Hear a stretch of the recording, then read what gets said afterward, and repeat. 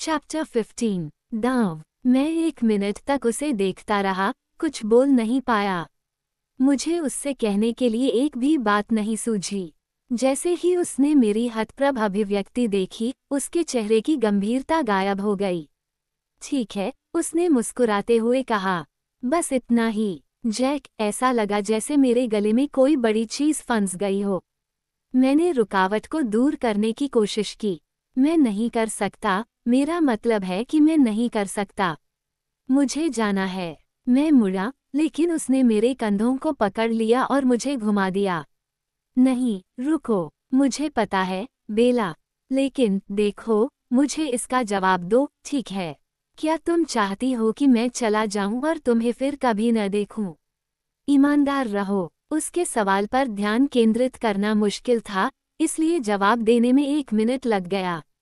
नहीं, मैं ऐसा नहीं चाहता, मैंने आखिरकार स्वीकार किया। जेकब फिर मुस्कुराया, देखा। लेकिन मैं तुम्हें अपने साथ नहीं चाहता, उसी कारण से जिस कारण से तुम मुझे अपने साथ चाहते हो। मैंने आपत्ति जताई। तो फिर मुझे ठीक ठीक बताओ कि तुम मुझे अपने साथ क्यों चाहते हो? मैंने ध्यान से सोचा। जब तुम नहीं होते हो तो मुझे तुम्हारी याद आती है। जब तुम खुश होते हो, मैंने सावधानी से कहा, इससे मुझे खुशी मिलती है। लेकिन मैं चार्ली, जेकब के बारे में भी यही बात कह सकता हूँ। तुम परिवार हो, मैं तुमसे प्यार करता हूँ, लेकिन मैं तुमसे प्यार नहीं करता। उसने बिना किसी परेशानी के सिर हिलाया, लेकिन तुम तो चाहती हो कि मैं तुम्हारे आसपास रहूं। हाँ, मैंने आह भरी। उसे हतोत्साहित करना असंभव था। तो फिर मैं यहीं रहूंगा। आप दंड के बहुत शौकीन हैं, मैंने बड़बड़ाते हुए कहा। हाँ, उसने अपनी उंगलियों के पोरों से मेरे दाहिने गाल को सहलाया। मैंने उसका हाथ झटक दिया। क्या तुम्हें लगता है कि तुम कम से कम अपना व्यवहार थोड़ा बेहतर कर सकती हो? मैंने चिढ़कर पूछा। नहीं, मैं नहीं चाहता। बेला, तुम ही फैसला करो। तुम मुझे वैसे ही रख सकती हो जैसा मैं हूँ, इसमें बुरा व्यवहार भी शामिल है या फिर बिल्कुल भी नहीं। मैं निराश होकर उसकी ओर देखने लगा। ये तो घटिया बात है। तो आप हैं। इससे मैं अचानक चौंक गया और मैंने अनजाने में ही एक कदम पीछे खींच लिया। वह सही था। अगर मैं भी मतलबी और लालची नहीं होता, तो मैं उससे कहता कि मैं दोस्त नहीं बनना चाहता और चला जाता। जब मेरा दोस्त उसे दुख पहुंचाता, तो उसे बनाए रखने की कोशिश करना गलत था। मुझे नहीं पता था कि मैं यहाँ क्या कर रहा था, लेकिन मुझे अचानक यकीन हो गया कि यह अच्छा नहीं था। तुम सही हो, मैंने फुसफुसाया। वह हंसा। मैं तुम्हें माफ करता हूँ। बस कोशिश करो कि तुम मुझ पर बहुत नाराज न हो जाओ। क्योंकि मैंने हाल ही में फैसला किया है कि मैं हार नहीं मानूंगा। हारे हुए काम में वाकई कुछ ऐसा होता है जिसे रोक पाना मुश्किल होता है। जेकब, मैंने उसकी गहरी आंखों में देखा, उसे गंभीरता से लेने की कोशिश करते हुए। मैं उससे प्यार करता हूँ, जेकब। वह मेरी पूरी जिंदगी है। तुम भी मुझसे प्यार करते हो, उसने मुझे याद दिलाया। जब मैंने विरोध करना शुरू किया तो उसने अपना हाथ ऊपर उठाया। नहीं, मैं जानता हूँ। लेकिन वह तुम्हारा पूरा जीवन नहीं है। अब और नहीं। शायद वह कभी था, लेकिन वह चला गया। और अब उसे बस उस चुनाव के परिणाम से निपटना होगा। मैंने अपना सिर हिलाया। तुम असंभव हो। अचानक, वह गंभीर हो गया। उसने मेरी ठोड़ी को अपने हाथ में लिया, उसे इतनी मजबूती से पकड़ रखा था कि मैं उसकी गहरी निगाहों से नजरें नहीं हटा पा रहा था। जब तक तुम्हारा दिल धड़कना बंद न हो जाए, बेला, उसने कहा, मैं यहाँ लड़ता रहूंगा। यह मत भूलो कि तुम्हारे पास विकल्प हैं। मुझे विकल्प नहीं चाहिए। मैंने असहमति जताते हुए अपनी ठोड़ी को झटकने की असफल कोशिश की। और मेरी धड़कनें भी गिनती की हैं, जेकब। समय लगभग खत्म हो चुका है। उसकी आंखें सिकुड़ गईं। अब और भी ज्यादा लड़ने की जरूरत है, जब तक मैं कर सकता हूँ, उसने फुसफुसाते हुए कहा। उसने अभी भी मेरी ठोड़ी को अपनी उंगलियों से बहुत कसकर पकड़ रखा था, जब तक कि वह दर्द करने लगी और मैंने उसकी आंखों में अचानक संकल्प देखा। न, मैंने आपत्ति जतानी शुरू की, लेकिन बहुत देर हो चुकी थी। उसके होठों ने मेरे होठों को दबा दिया, जिससे मेरा विरोध रुक गया। उसने मुझे गुस्से में, बेरहमी से चूमा, उसका दूसरा हाथ मेरी गर्दन के पीछे कसकर पकड़ रहा था, जिससे बचना असंभव हो गया। मैंने अपनी पूरी ताकत से उसकी छाती को दबाया, लेकिन उसने इस पर ध्यान ही नहीं दिया। गुस्से के बावजूद उसका मुंह नर्म था, उसके होंठ मेरे होंठों से एक गर्म, अपरिचित तरीके से मिलते जुलते थे। मैंने उसके चेहरे को पकड़ लिया, उसे दूर धकेलने की कोशिश की, लेकिन फिर से असफल रही। हालांकि इस बार उसे पता लग गया था, और इससे वह और भी ज्यादा उत्तेजित हो गया। उसके होंठों ने मेरे होंठों को खोलने पर मजबूर कर दिया, और मैं अपने मुंह में उसकी गर्म सांसों को महसूस कर सकती थी।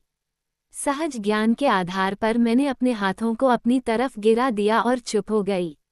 मैंने अपनी आंखें खोली और लड़ाई नहीं की, कुछ महसूस नहीं किया। बस उसके रुकने का इंतजार किया। ये कारगर रहा। गुस्सा गायब हो गया और वो मेरी तरफ देखने के लिए पीछे हट गया। उसने फिर से अपने होंठ मेरे होंठों से धीरे से सटाए, एक बार, दो बार, तीसरी बार। मैंने ऐसा दिखावा किया कि मैं एक मूर्ति बन गई हूँ और इंतजार कर रही हूँ। अंततः उसने मेरा चेहरा छोड़ा और दूर हट गया। क्या अब आपका काम पूरा हो गया? मैंने भावशून्य स्वर में पूछा। हाँ, उसने आह भरी। उसने अपनी आंखें बंद करके मुस्कुराना शुरू कर दिया। मैंने अपना हाथ पीछे खींचा और फिर उसे आगे की ओर झटका, तथा अपने शरीर से जितनी ताकत निकाल सकता था, उतनी ताकत से उसके मुंह पर मुक्का मारा। वहां एक कुरकुराहट की आवाज हुई।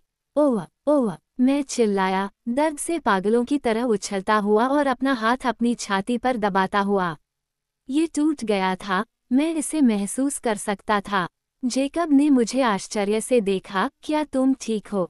नहीं। अरे, तुमने मेरा हाथ तोड़ दिया। बेला, तुमने अपना हाथ तोड़ दिया है। अब नाचना बंद करो और मुझे इसे देखने दो। मुझे मत छुओ, मैं अभी घर जा रहा हूँ। मैं अपनी कार ले लूंगा, उसने शांति से कहा। वो फिल्मों की तरह अपना जबड़ा भी नहीं रगड़ रहा था। कितना दयनीय। नहीं, धन्यवाद, मैंने फुसफुसाते हुए कहा। मैं पैदल ही जाना पसंद करूंगा। मैं सड़क की ओर मुड़ा। सीमा से कुछ ही मील की दूरी थी। जैसे ही मैं उससे दूर होता, एलिस मुझे देख लेती। वो मुझे लेने के लिए किसी को भेजती। जेकब ने जोर देकर कहा, बस मैं तुम्हें घर छोड़ दूं। अविश्वसनीय रूप से, उसमें इतनी हिम्मत थी कि उसने अपनी बांह मेरी कमर पर लपेट ली। मैं झटके से उससे दूर हो गया। ठीक है, मैंने गुर्राते हुए कहा। डॉफलर ये देखने के लिए इंतजार नहीं कर सकता कि एडवर्ड तुम्हारे साथ क्या करता है। मुझे उम्मीद है कि वह तुम्हारी गर्दन तोड़ देगा, तुम बदमाश, अप्रिय, मूर्ख कुत्ते। जेकब ने आंखें घुमाईं। वो मुझे अपनी कार की यात्री सीट पर ले गया और मुझे अंदर जाने में मदद की। जब वह ड्राइवर की सीट पर बैठा, तो वह सीटी बजा रहा था। क्या मैंने तुम्हें कोई चोट नहीं पहुंचाई? मैंने क्रोधित और परेशान होकर पूछा। क्या तुम मजाक कर रहे हो? अगर तुम चिल्लाना शुरू नहीं करते, तो शायद मुझे पता ही नहीं चलता कि तुम मुझे मुक्का मारने की कोशिश कर रहे थे। मैं भले ही पत्थर से बना न हो, लेकिन मैं इतना नर्म भी नहीं हूँ। मैं तुमसे नफरत करता हूँ, जेकब ब्लैक। यह अच्छी बात है। नफरत एक भावुक भावना है। मैं तुम्हें जुनूनी बना दूंगा, मैंने दबी हुई आवाज में कहा। हत्या, जुनून का सबसे बड़ा अपराध। ओह, चलो, उसने कहा, बहुत खुश होकर, और ऐसा लग रहा था जैसे वह फिर से सीटी बजाना शुरू करने वाला है। ये पत्थर को चूमने से बेहतर होगा। दूर दूर तक भी नहीं, मैंने उसे ठंडे स्वर में कहा। उसने अपने होंठ भींच लिए। तुम बस यही कह रहे हो, लेकिन मैं नहीं हूँ। एक पल के लिए तो उसे यह बात परेशान करने लगी, लेकिन फिर वह चौंक गया।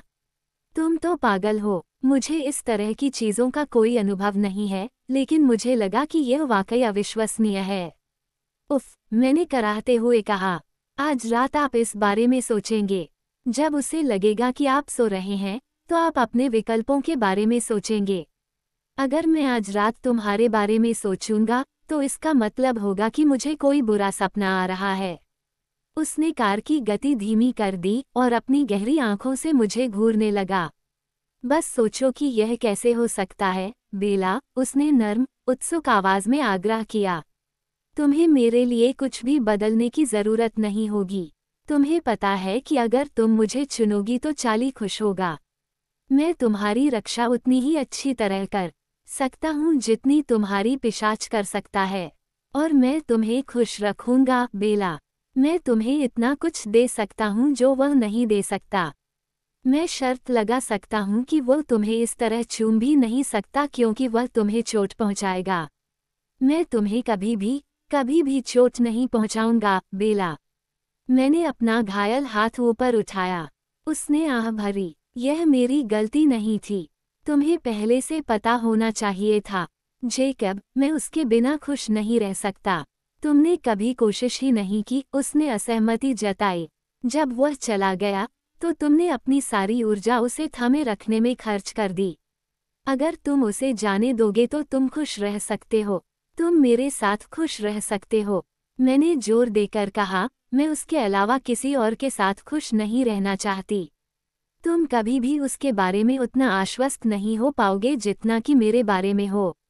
उसने तुम्हें एक बार छोड़ा था, वह फिर से ऐसा कर सकता है।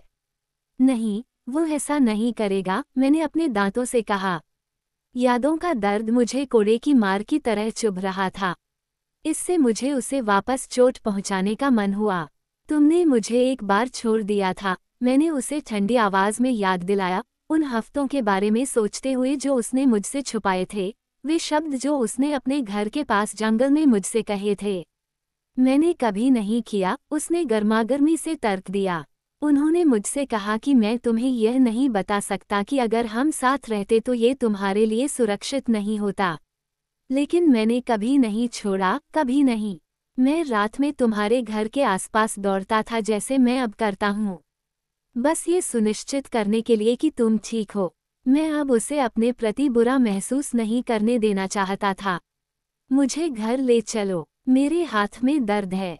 उसने आह भरी और सड़क पर नजर रखते हुए सामान्य गति से गाड़ी चलाने लगा। जरा इसके बारे में सोचो बेला। नहीं, मैंने हठपूर्वक कहा, तुम ऐसा करोगे आज रात, और मैं तुम्हारे बारे में सोचूंगा जबकि तुम मेरे बारे में सोचोगी। जैसा मैंने कहा, एक दुर्स्वप्न। वह मेरी ओर देखकर मुस्कुराया, तुमने भी मुझे चूमा। मैं हौंफने लगा, बिना सोचे समझे अपने हाथों को फिर से मुट्ठी में बांध लिया, और जब मेरा टूटा हुआ हाथ प्रतिक्रिया करता तो फुफकारने लगा। क्या तुम ठीक हो? उसने पूछा। मैंने नहीं, मुझे लगता है कि मैं अंतर बता सकता हूँ। स्पष्ट रूप से तुम ऐसा नहीं कर सकते। वो मुझे चूमना नहीं था, वह तो तुम्हें मुझसे दूर करने की कोशिश कर रहा था, बेवकूफ। वह धीमी, गहरी हंसी हंसा। नाजुक, मैं कहूँगा कि लगभग अत्यधिक रक्षात्मक। मैंने गहरी सांस ली। उससे बहस करने का कोई मतलब नहीं था, वह मेरी कही हर बात को तोड़ मरोड़ कर पेश करता। मैंने अपना ध्यान अपने हाथ पर केंद्रित किया, अपनी उंगलियों को फैलाने की कोशिश की, ताकि पता चल सके कि टूटे हुए हिस्से कहाँ हैं। मेरी उंगलियों में तेज दर्द हुआ। मैं करा उठा। मुझे तुम्हारे हाथ के लिए बहुत खेद है, जेकब ने लगभग ईमानदारी से कहा। अगली बार जब तुम मुझे मारना चाहो, तो बेसबॉल बैट या क्रॉबर का इस्तेमाल करो, ठीक है? ऐसा मत सोचो कि मैं इसे भूल जाऊंगा, मैंने बुदबुदाया। जब तक हम मेरी सड़क पर नहीं आ गए, मुझे यह एहसास ही नहीं हुआ कि हम कहाँ जा रहे हैं। आप मुझे यहाँ क्यों ले जा रहे हैं? मैंने पूछा। उसने मेरी ओर शून्य भाव से देखा। मैंने सोचा था कि तुमने कहा था कि तुम घर जा रहे हो। उफ, मुझे लगता है कि आप मुझे एडवर्ड के घर नहीं ले जा सकते, है ना? मैंने हताशा में अपने दांत पीस लिए। उसके चेहरे पर दर्द की लकीरें उभर आई, और मैं देख सकता था कि मेरी कही किसी भी बात से कहीं अधिक इसका उस पर प्रभाव पड़ा था। ये तुम्हारा घर है, बेला, उसने धीरे से कहा। हाँ, लेकिन क्या यहाँ कोई डॉक्टर भी रहता है? मैंने फिर से अपना हाथ ऊपर उठाते हुए पूछा। ओह, उसने 1 मिनट के लिए इस बारे में सोचा। मैं तुम्हें अस्पताल ले जाऊंगा, या चाली ले जा सकता है। मैं अस्पताल नहीं जाना चाहता, ये शर्मनाक और अनावश्यक है। उसने खरगोश को घर के सामने बेकार खड़ा रहने दिया, अनिश्चित भाव से विचार विमर्श करते हुए। चाली की क्रूजर ड्राइववे में थी। मैंने आह भरी, घर जाओ, जेकब। मैं अजीब तरह से कार से उतरा और घर की ओर बढ़ गया। मेरे पीछे इंजन बंद हो गया और जेकब को फिर से अपने बगल में पाकर मैं हैरान होने के बजाय परेशान था। तुम क्या करने जा रहे हो?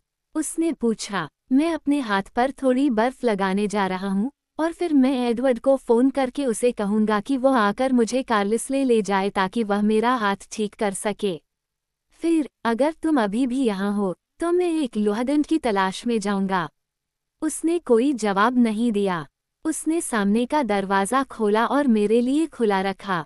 हम चुपचाप आगे के कमरे से गुजरे जहाँ चार्ली सोफे पर लेटा हुआ था। अरे बच्चों, उसने आगे बैठते हुए कहा। तुम्हें यहाँ देखकर अच्छा लगा, जैक? अरे चार्ली, जेकब ने रुकते हुए सहजता से उत्तर दिया। मैं रसोई की ओर चला गया। उसे क्या हुआ है? चार्ली ने सोचा। मैंने जेकब को ये कहते हुए सुना, उसे लगता है कि उसने अपना हाथ तोड़ दिया है। मैं फ्रीजर के पास गया और बर्फ के टुकड़ों की एक ट्रे निकाली। उसने ऐसा कैसे किया? मेरे पिता होने के नाते मैंने सोचा कि चार्ली को थोड़ा कम प्रसन्न और थोड़ा अधिक चिंतित दिखना चाहिए। जेकब हंसा, उसने मुझे मारा। चार्ली भी हंसा और मैंने ट्रे को सिंक के किनारे पर पटकते हुए गुस्से से देखा। बेसिन के अंदर बर्फ बिखर गई और मैंने अपने अच्छे हाथ से मुट्ठी भर बर्फ के टुकड़े उठाए और काउंटर पर पड़े बर्तन के कपड़े में लपेट दिए। उसने तुम्हें क्यों मारा? क्योंकि मैंने उसे चूमा था, जेकब ने बिना किसी शर्म के कहा। तुम्हारे लिए अच्छा है, बच्चे, चार्ली ने उसे बधाई दी। मैंने दांत पीसते हुए फ़ोन उठाया और एडवर्ड का मोबाइल नंबर मिलाया। बेला, उसने पहली घंटी बजते ही जवाब दिया। वह खुश था, लेकिन राहत से कहीं ज्यादा खुश था। मैं पृष्ठभूमि में वोल्वो के इंजन की आवाज़ सुन सकता था। वह पहले से ही अच्छी कार में था। तुमने फ़ोन छोड़ दिया। मुझे माफ़ करें, क्या जेकब तुम्हें घर ले गया? हाँ, मैंने बड़बड़ाते हुए कहा। क्या तुम आकर मुझे ले जाओगे, कृपया? मैं आ रहा हूँ, उसने तुरंत कहा। क्या हुआ? मैं चाहता हूँ कि कार्लिसले मेरे हाथ को देखे। मुझे लगता है कि यह टूट गया है। सामने वाले कमरे में सन्नाटा छा गया था और मैं सोच रहा था कि जेकब कब भागेगा।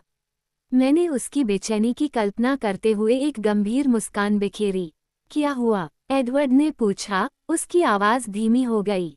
मैंने जेकब को मुक्का मारा था, मैंने स्वीकार किया। अच्छा, एडवर्ड ने उदास होकर कहा। हालांकि मुझे खेद है कि तुम्हें चोट लगी है। एक बार तो मुझे हंसी आ गई, क्योंकि वह भी चार्ली की तरह प्रसन्न लग रहा था। काश मैंने उसे चोट पहुंचाई होती। मैंने निराशा में आह भरी। मैंने कोई नुकसान नहीं पहुंचाया। उन्होंने कहा, मैं इसे ठीक कर सकता हूँ। मुझे उम्मीद थी कि आप ऐसा कहेंगे। थोड़ी देर के लिए विराम हुआ। ये तो आपकी बात नहीं लग रही, उसने अब सावधान होकर कहा। उसने क्या किया? उसने मुझे चूमा, मैंने गुर्राहट के साथ कहा। लाइन के दूसरी ओर मुझे केवल इंजन की गति बढ़ने की आवाज़ सुनाई दी। दूसरे कमरे में चार्ली ने फिर से बात की। शायद तुम्हें चले जाना चाहिए, जैक, उसने सुझाव दिया। मुझे लगता है कि मैं यहीं रुकूंगा, अगर आपको कोई आपत्ति न हो।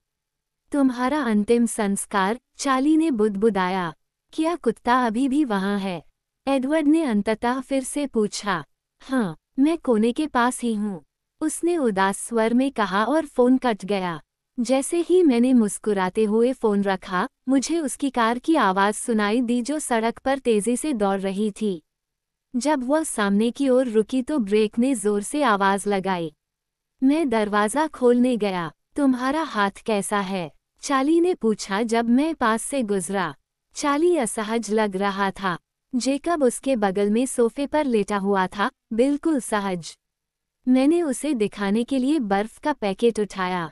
ये सूझ रहा है। शायद आपको अपने ही आकार के लोगों को चुनना चाहिए, चार्ली ने सुझाव दिया। शायद, मैंने सहमति जताई। मैं दरवाज़ा खोलने के लिए आगे बढ़ा। एडवर्ड इंतज़ार कर रहा था। मुझे देखने दो, वह बुदबुदाया। उसने मेरे हाथ को इतनी सावधानी से जांचा कि मुझे बिल्कुल भी दर्द नहीं हुआ। उसके हाथ लगभग वैसे ही थे जैसे बर्फ की तरह ठंडे, और वे मेरी त्वचा पर अच्छे लग रहे थे। मुझे लगता है कि ब्रेक के बारे में आपकी बात सही है, उन्होंने कहा, मुझे आप पर गर्व है। आपने इसके पीछे कुछ बल लगाया होगा। जितना मेरे पास है उतना ही। मैंने आह भरी। जाहिर है ये पर्याप्त नहीं है। उसने धीरे से मेरा हाथ चूमा। मैं इसका ख्याल रखूंगा, उसने वादा किया। और फिर उसने पुकारा, जेकब। उसकी आवाज अभी भी शांत और समान थी। अब चार्ली ने चेतावनी दी। मैंने चार्ली को सोफे से उठते हुए सुना। जेकब पहले हॉल में पहुंच गया और बहुत ज्यादा शांति से, लेकिन चार्ली उससे ज्यादा पीछे नहीं था। जेकब का चेहरा सतर्क और उत्सुक था। मैं कोई लड़ाई नहीं चाहता, समझे? चार्ली ने एडवर्ड की तरफ देखा जब वह बोल रहा था। अगर इससे मेरा अनुरोध ज्यादा आधिकारिक हो जाए तो मैं अपना बैज लगा सकता हूँ। इसकी आवश्यकता नहीं होगी, एडवर्ड ने संयमित स्वर में कहा। आप मुझे गिरफ्तार क्यों नहीं कर लेते, पिताजी? मैंने सुझाव दिया। मैं ही मुक्का मार रहा हूँ। चार्ली ने भौहें उठाईं। क्या तुम आरोप लगाना चाहते हो, जैक? नहीं, जेकब ने मुस्कुराते हुए कहा, मैं किसी भी दिन व्यापार कर लूंगा। एडवर्ड ने मुंह फेर लिया। पिताजी, क्या आपके कमरे में कहीं बेसबॉल बैट नहीं है? मैं 1 मिनट के लिए इसे उधार लेना चाहता हूँ। चार्ली ने मेरी तरफ ध्यान से देखा। बस, बेला, एडवर्ड ने कहा। चलो कार्लिसले से अपना हाथ देखने को कहते हैं, इससे पहले कि तुम जेल की कोठरी में जाओ। उसने अपना हाथ मेरे गले में डाला और मुझे दरवाजे की ओर खींचा। ठीक है, मैंने कहा, उसके ऊपर झुकते हुए। अब मैं इतना गुस्सा नहीं था, क्योंकि एडवर्ड मेरे साथ था। मुझे सुकून महसूस हुआ और मेरा हाथ मुझे उतना परेशान नहीं कर रहा था। हम फुटपाथ पर चल रहे थे जब मैंने चार्ली को मेरे पीछे उत्सुकता से फुसफुसाते हुए सुना। तुम क्या कर रहे हो? क्या तुम पागल हो? मुझे 1 मिनट दो, चार्ली, जेकब ने जवाब दिया। चिंता मत करो, मैं अभी वापस आ जाऊंगा। मैंने पीछे मुड़कर देखा तो पाया कि जेकब हमारा पीछा कर रहा था। चार्ली के आश्चर्य और बेचैनी भरे चेहरे को देखकर वह दरवाजा बंद करने के लिए रुका। एडवर्ड ने पहले तो उसे अनदेखा किया और मुझे कार तक ले गया। उसने मुझे अंदर जाने में मदद की, दरवाज़ा बंद किया और फिर फुटपाथ पर जेकब की तरफ मुड़ गया। मैं उत्सुकता से खुली खिड़की से बाहर की ओर देखने लगा। चार्ली घर में दिखाई दे रहा था, सामने वाले कमरे में लगे पर्दों के बीच से झांक रहा था। जेकब का रुख सहज था, उसकी बाहें छाती पर मुड़ी हुई थीं, लेकिन उसके जबड़े की मांसपेशियां कड़ी थीं। एडवर्ड ने इतनी शांति और कोमलता से बात की कि उसके शब्द अजीब तरह से और भी ज्यादा धमकी भरे लग रहे थे। मैं अभी तुम्हें नहीं मारूंगा, क्योंकि इससे बेला परेशान हो जाएगी। मैंने बड़बड़ाते हुए कहा। एडवर्ड ने मुझे एक त्वरित मुस्कान देने के लिए थोड़ा सा मुड़कर देखा। उसका चेहरा अभी भी शांत था। ये सुबह में आपको परेशान करेगा, उसने कहा, अपनी उंगलियों को मेरे गाल पर रगड़ते हुए। फिर वह जेकब की ओर मुड़ा। लेकिन अगर तुम उसे फिर से क्षतिग्रस्त अवस्था में वापस लाते हो और मुझे परवाह नहीं कि इसमें किसकी गलती है, मुझे परवाह नहीं कि अगर वह बस लड़खड़ा जाती है, या अगर आसमान से कोई उल्का गिरती है और उसके सिर पर लगती है, अगर तुम उसे उस सही स्थिति से कम में मुझे लौटाते हो जिसमें मैंने उसे छोड़ा था, तो तुम 3 पैरों से भाग रहे होगे। क्या तुम ये समझते हो, संकर जाति का? जेकब ने अपनी आंखें घुमाईं। कौन वापस जा रहा है? मैंने बुदबुदाया। एडवर्ड ने अपनी बात जारी रखी जैसे उसने मेरी बात सुनी ही न हो। और अगर तुमने उसे फिर कभी चूमा, तो मैं उसके लिए तुम्हारा जबड़ा तोड़ दूंगा, उसने वादा किया। उसकी आवाज़ अभी भी कोमल, मखमली और घातक थी। क्या होगा अगर वह चाहती है कि मैं ऐसा करूं? जेकब ने अहंकार से कहा। हाँ, मैंने नाक भान सिकुड़ी। अगर वह यही चाहती है, तो मैं कोई आपत्ति नहीं करूंगा। एडवर्ड ने बिना किसी परेशानी के कंधे उचका दिए। हो सकता है कि आप उसके कहने का इंतजार करें, बजाय इसके कि आप बॉडी लैंग्वेज की अपनी व्याख्या पर भरोसा करें, लेकिन यह आपका चेहरा है। जेकब मुस्कुराया। आपकी इच्छा, मैंने बड़बड़ाते हुए कहा। हाँ, वो करता है, एडवर्ड ने बड़बड़ाया। ठीक है, अगर तुमने मेरे दिमाग में खोजबीन का काम पूरा कर लिया है, जेकब ने झुंझलाहट के भाव के साथ कहा, तो तुम जाकर उसके हाथ की देखभाल क्यों नहीं करते? एक और बात, एडवर्ड ने धीरे से कहा, मैं भी उसके लिए लड़ूंगा। तुम्हें ये बात पता होनी चाहिए। मैं किसी भी चीज को हल्के में नहीं लूंगा और मैं तुमसे दोगुनी ताकत से लड़ूंगा। अच्छा, जेकब ने गुर्राते हुए कहा। किसी ऐसे व्यक्ति को पीटना कोई मजा नहीं है जो हार मान लेता है। वह मेरी है। एडवर्ड की धीमी आवाज अचानक गहरी हो गई, पहले जैसी शांत नहीं। मैंने नहीं कहा था कि मैं निष्पक्ष लड़ूंगा। मैंने भी नहीं। शुभकामनाएं। जेकब ने सिर हिलाया। हाँ, बेस्टमैन की जीत हो सकती है।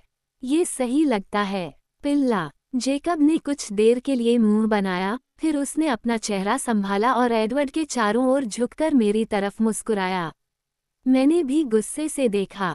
मुझे आशा है कि आपका हाथ जल्दी ही ठीक हो जाएगा। मुझे सचमुच दुख है कि आपको चोट लगी है। बचपना दिखाते हुए मैंने अपना चेहरा उससे दूर कर लिया।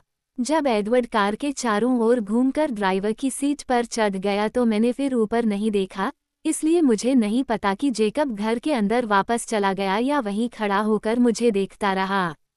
तुम्हें कैसा लग रहा है? एडवर्ड ने पूछा जब हम गाड़ी से जा रहे थे। चिढ़ा हुआ। वह हंसा। मेरा मतलब तुम्हारे हाथ से था।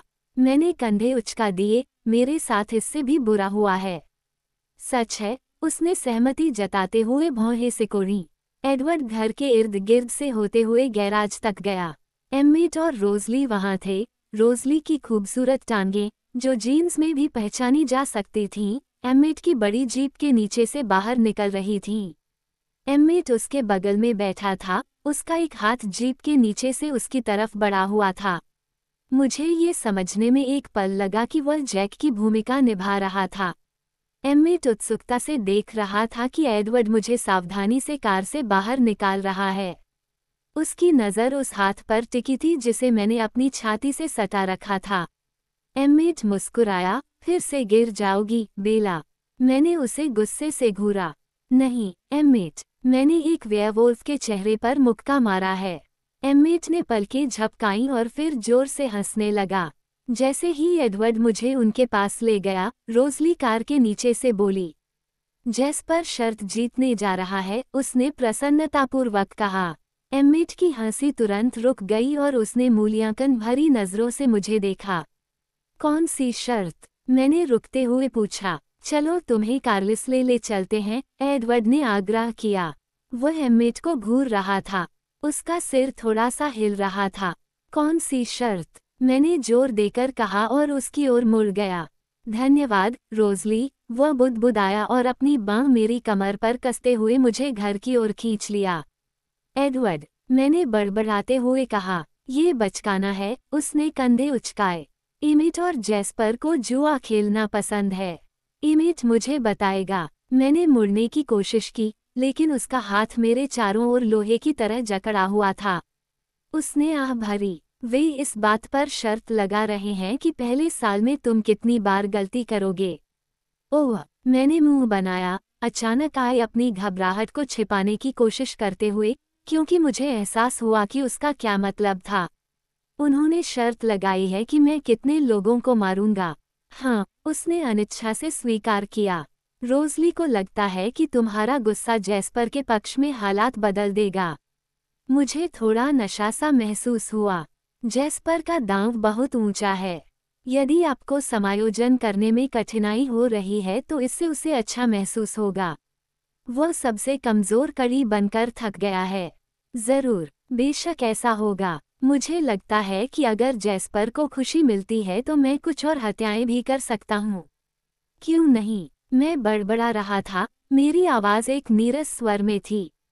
मेरे दिमाग में अखबार की सुर्खियां, नामों की सूचियां चल रही थीं। उसने मुझे कसकर पकड़ लिया। तुम्हें अब इसके बारे में चिंता करने की ज़रूरत नहीं है। वास्तव में, अगर तुम नहीं चाहते तो तुम्हें इसके बारे में कभी भी चिंता करने की ज़रूरत नहीं है। मैं करा उठी और एडवर्ड ने सोचा कि मेरे हाथ में दर्द के कारण मुझे परेशानी हो रही है, इसलिए उसने मुझे तेजी से घर की ओर खींच लिया। मेरा हाथ टूट गया था, लेकिन कोई गंभीर क्षति नहीं हुई थी, सिर्फ एक अंगुली में एक छोटी सी दरार थी। मैं प्लास्टर नहीं चाहता था, और कार्लिसले ने कहा कि अगर मैं इसे लगाए रखने का वादा करता हूं तो मैं ब्रास में ठीक रहूंगा। मैंने वादा किया। एडवर्ड को पता चल गया था कि मैं ठीक हो चुकी हूँ, क्योंकि कार्लिसल मेरे हाथ में सावधानी से ब्रास फिट करने का काम कर रहा था। उसने कई बार जोर से चिंता जताई कि मुझे दर्द हो रहा है, लेकिन मैंने उसे आश्वस्त किया कि ऐसा नहीं है। मानो मुझे चिंता करने के लिए एक और चीज की जरूरत थी या उसके लिए मेरे पास जगह भी थी। जैस्पर ने जब से अपने अतीत के बारे में बताया है, तब से उसके द्वारा नवनिर्मित पिशाचों के बारे में कही गई सभी कहानियां मेरे दिमाग में घूम रही हैं। अब उसके और एम्मेट के दांव की खबर के साथ वे कहानियां एकदम स्पष्ट हो गई हैं। मैं सोच रहा था कि वे क्या दांव लगा रहे थे। जब आपके पास सब कुछ था, तो प्रेरणादायी पुरस्कार क्या था? मुझे हमेशा से पता था कि मैं अलग रहूंगी। मुझे उम्मीद थी कि मैं उतनी ही मजबूत रहूंगी जितनी एडवर्ड ने कहा था।